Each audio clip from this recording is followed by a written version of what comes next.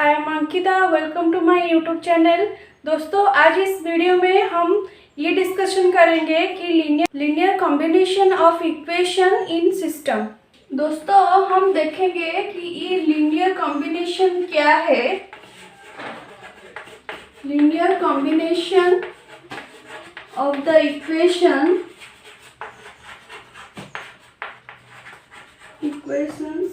In the system, मतलब हम जो linear system of linear equation है, उस लीनियर इक्वेशन को हम कैसे लीनियर कॉम्बिनेशन में कन्वर्ट कर सकते हैं, आज उस बारे में हम देखेंगे। दोस्तों, ये हमारे पास सिस्टम ऑफ लीनियर इक्वेशन है। तो अभी मैं दोस्तों क्या करूँगी, इस लीनियर इक्वेशन को मैं यहाँ पे दोस्तों देखिए, ये जो फर्स्ट इक्वेशन है, मैं फर्स्ट इक्वेशन में C1 मल्टीप्लाई करूँगी इन बोथ साइड। तो अगर मैं C1 मल्टीप्लाई करती हूँ तो यहाँ पे मुझे आता है C1a11 x1 plus C1a12 x2, ऐसे लेकर ये कितने तक हो सकता है C1a1n xn and equal to C1b1। तो ये फर्स्ट इक्वेशन हो गया है। सिमिलरली मैं सेकेंड इक्वेशन में क्या करूँगी, C2 मल्टीप्लाई करूँगी बोथ साइड में। तो C2a21 x1 plus C2a22 x2, then ऐसे लेकर C2a2n xn equal to C2b2। दोस्तों, यहाँ पे मैं क्यों ऐसे मल्टीप्लाई करके लिख रही हूँ, मैं कुछ देर में बताऊंगी। तो जो प्रोसेस कर रही हूँ आप उसको ध्यान से देखिए। फिर यहाँ पे मैं क्या करूँगी, ऐसे लिखते गए तो यहाँ पे मैं Cm मल्टीप्लाई करूँगी। तो ये हो गया CmAm1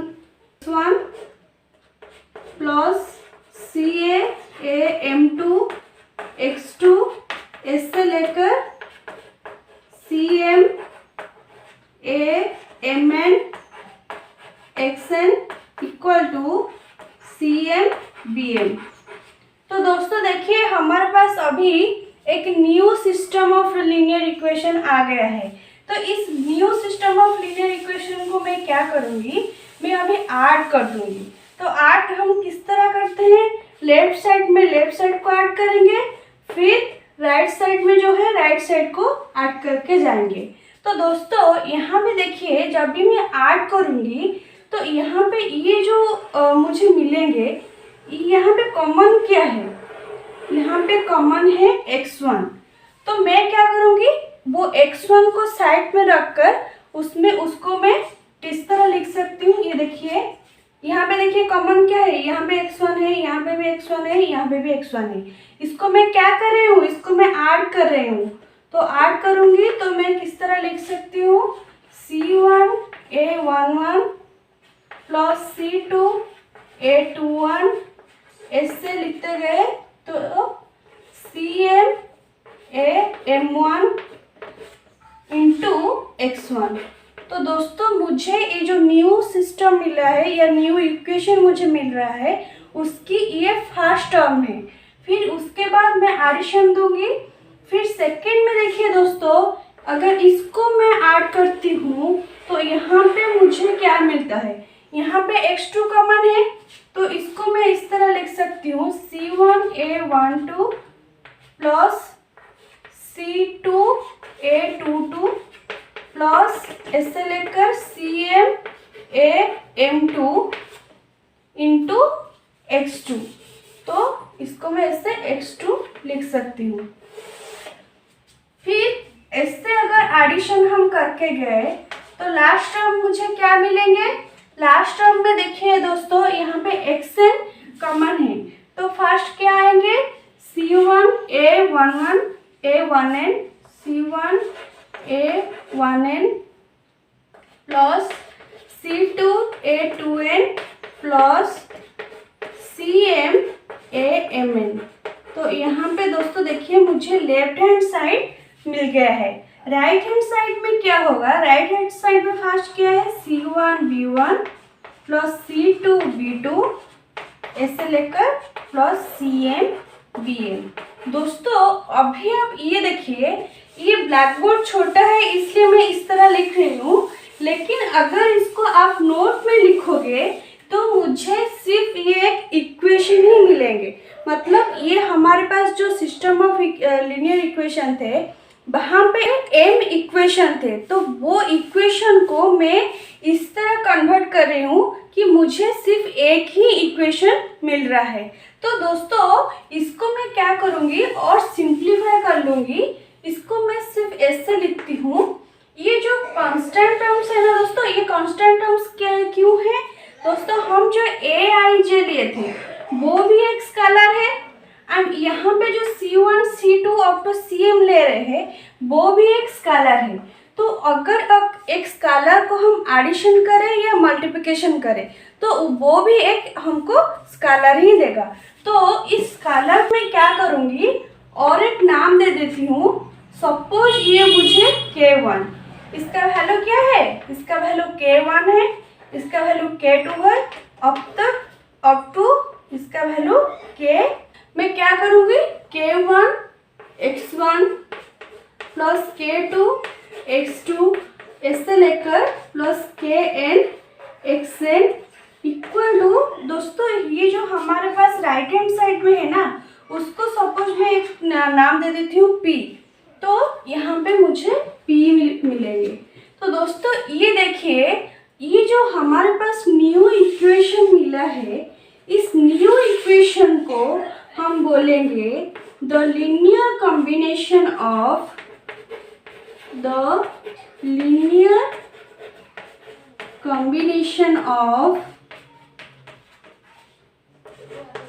the equations in the system। दोस्तों हमारे पास जो सिस्टम थे उस सिस्टम में बहुत सारे इक्वेशन थे, या जो हमारे पास फाइनाइट नंबर ऑफ इक्वेशन थे, उस इक्वेशन को हम क्या किए, कुछ स्केलर मल्टीप्लाई करके फिर उसको ऐड कर दिए, तो हमारे पास एक न्यू इक्वेशन आ गया है। और हमारे पास जो न्यू इक्वेशन आया है उस इक्वेशन को हम बोलेंगे linear combination of the system और ऑफ द इक्वेशंस। दोस्तों एक्चुअली हम यहाँ पे लीनियर कॉम्बिनेशन के बारे में क्यों पढ़ रहे हैं, ये भी एक बहुत ही इम्पोर्टेंट बात है। तो हम लीनियर कॉम्बिनेशन का यहाँ पे यूज क्या है दोस्तों, हमारे पास जो सिस्टम थे, सपोज ये जो एल सिस्टम थे, यहाँ पे बहुत सारे इक्वेशन थे हमारे पास, तो वो इक्वेशन को हम जब सॉल्व कर रहे थे हमको बहुत ही टाइम लगता है। वेक्टर लिए थे, वो वेक्टर सारे इक्वेशन में चेक कर रहे थे वो सारे इक्वेशन सेटिस्फाई कर रहा है कि नहीं, तो इस तरह बहुत ही टाइम खत्म हो जाता है। तो हम यहाँ पे क्या कर रहे हैं, हम जब लीनियर कॉम्बिनेशन पुट कर देते हैं तो यहाँ पे इम्पोर्टेंट कंडीशन यहाँ पे क्या बोल रहा है, इसको आप नोट पे लिख सकते हैं। एनी सॉल्यूशन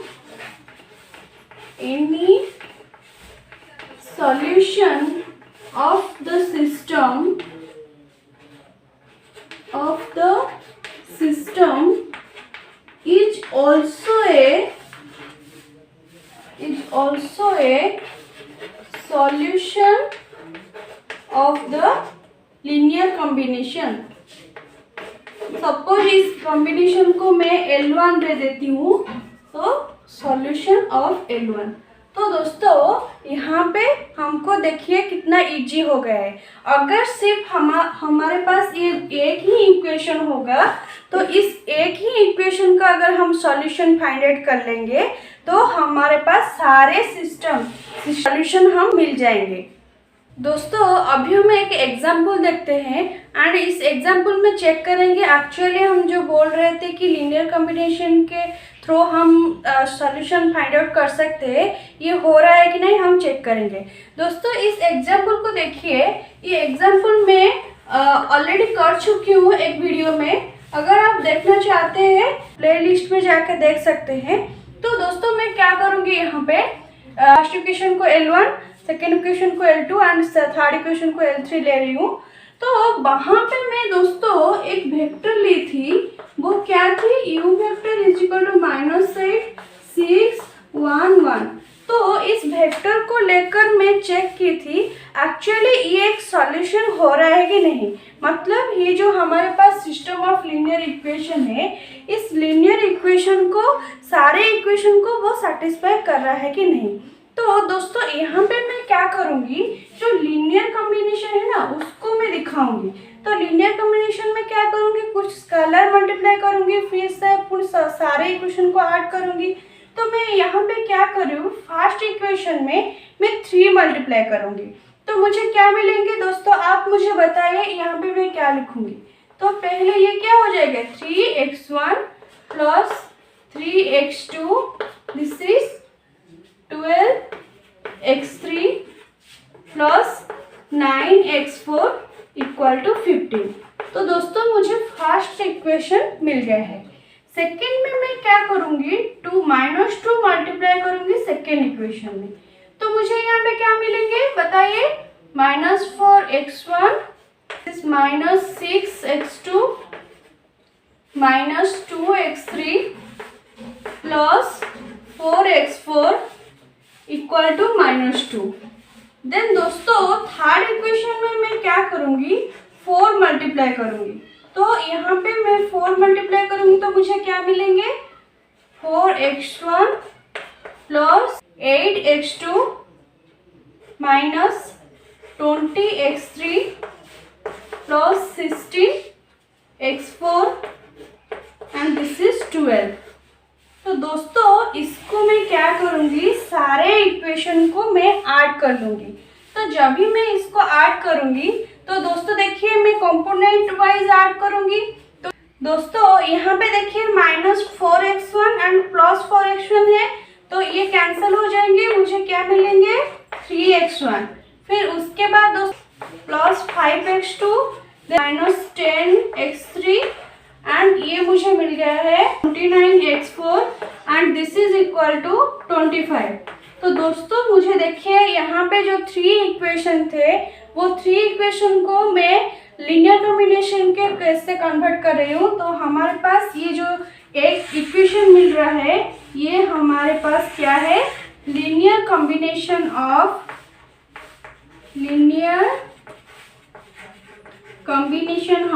हम इसको क्या बोलेंगे, linear combination of L1 L2 L3। हमारे पास जो 3 इक्वेशन थे उस 3 इक्वेशन का ये लीनियर कॉम्बिनेशन है।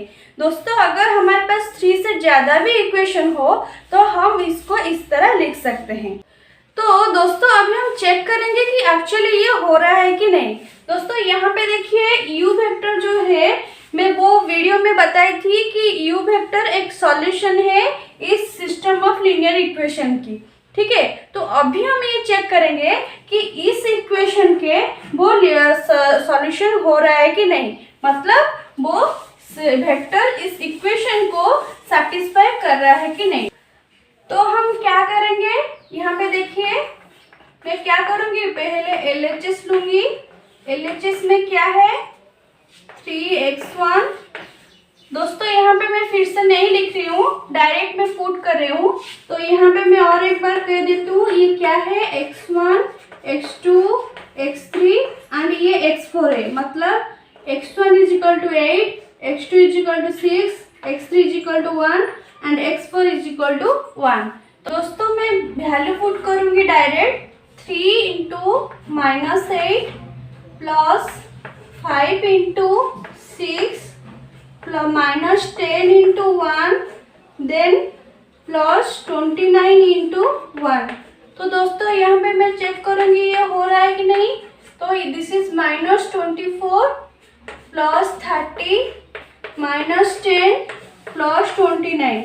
तो यहाँ पे मुझे क्या मिल रहा है, this is 6, this is plus 19। तो दोस्तों मुझे यहाँ पे 25 मिल गया है। तो ये 25 क्या है, हमारे पास ये RHS है। तो हम इसको क्या बोल सकते हैं, हमारे पास जो U वेक्टर है, इस U वेक्टर क्या हो रहा है, सेटिस्फाई हो रहा है इस इक्वेशन को। तो अभी दोस्तों देखा है ना, अगर हम सिर्फ लीनियर कॉम्बिनेशन जान गए तो हम ये बोल सकते हैं कि इस लीनियर इक्वेशन का, लीनियर कॉम्बिनेशन का सॉल्यूशन जो होगा वो सिस्टम ऑफ इक्वेशन का सॉल्यूशन भी वही होगा। दोस्तों यहाँ पे मैं दो इम्पोर्टेंट नोट बता रही हूँ इस लीनियर कॉम्बिनेशन के बारे में।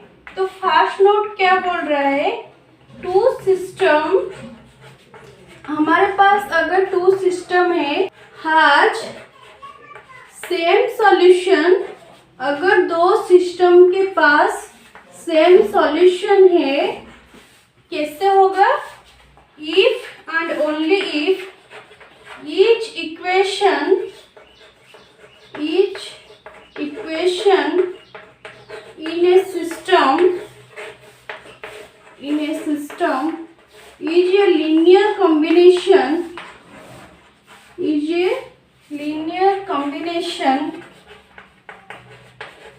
of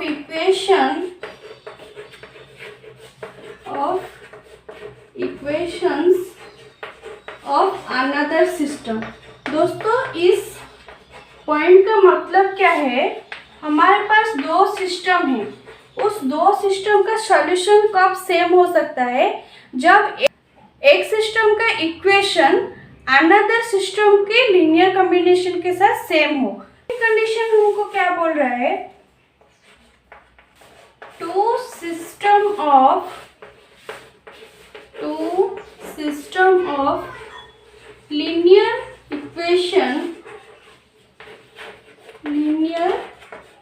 equation it's said to be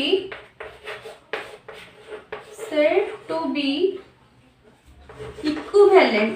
हम इसको equivalent कब कहेंगे, equivalent if and only if they have same solution. अगर उनके पास सेम सॉल्यूशन आ गए तो इस सिस्टम को ये जो दोनों सिस्टम को मैं इक्विवेलेंट बोल सकती हूँ।